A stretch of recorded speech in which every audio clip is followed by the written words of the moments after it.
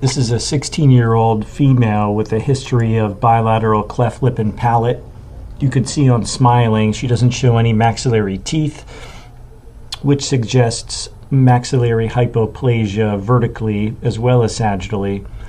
She has the stigmata of a prior repaired cleft lip, which was done elsewhere prior to being referred to us for definitive care. On occlusal view, you can see she has only a single central incisor. She has the presence of a fistula on the right-hand side, a portion of a fistula on the left-hand side. She has an anterior crossbite. She has presence of mamelons. Lateral view shows poor support of the upper lip, a short upper lip, nasal deformity, a short upper lip, and scarring, as you would expect with a bilateral cleft lip and palate patient. We begin with orthodontic care pre-surgically, and given the presence of her fistula, we plan to repair that concurrently with her double jaw orthognathic surgery. Here's a digitized view of our preoperative scan by which we've done planning. Here you can see the presence of that fistula. You can see that the apex of that central incisor tooth is very labially or procumbent because of occlusal trauma here, causing the apex to tilt out towards the buccal. In some ways, this is camouflaging her actual bone deficiency in the midface. She does have an anterior crossbite. She does have significant asymmetry here. So we use this as the baseline for our plan. On frontal view, again, we start thinking about vertically moving this down to improve her incisal display. You can see the alveolar cleft and fistula here that we will be repairing concurrently and setting her up for prosthodontic rehabilitation as well.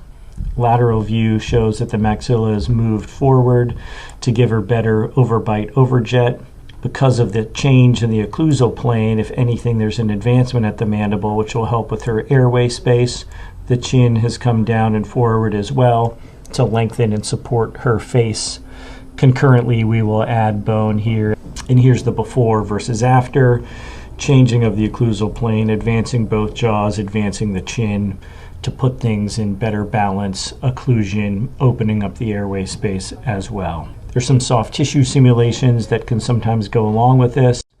And here on the lateral view, note the improvement of the upper lip in terms of support and length, and how the E-line and S-plane will be much improved if this simulation pans out as we hope.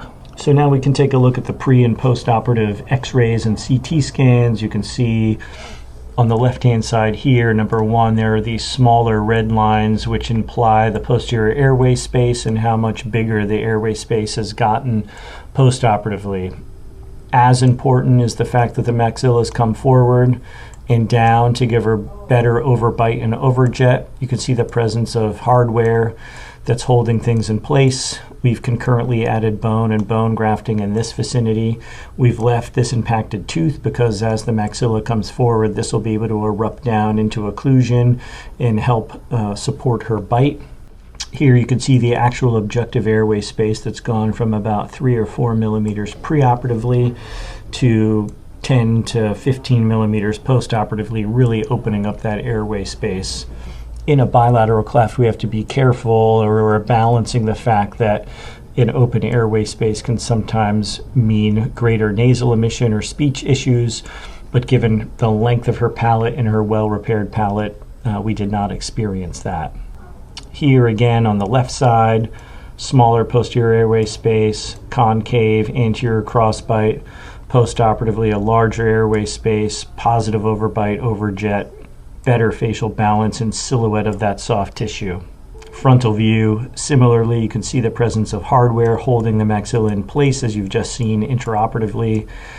We segmentally added bone here into the fistula as well as a little bit of bone on this side as well between the premaxilla. Here on a more conventional Ceph, again, look at the difference in the occlusal plane, the positive overbite, overjet, presence of hardware.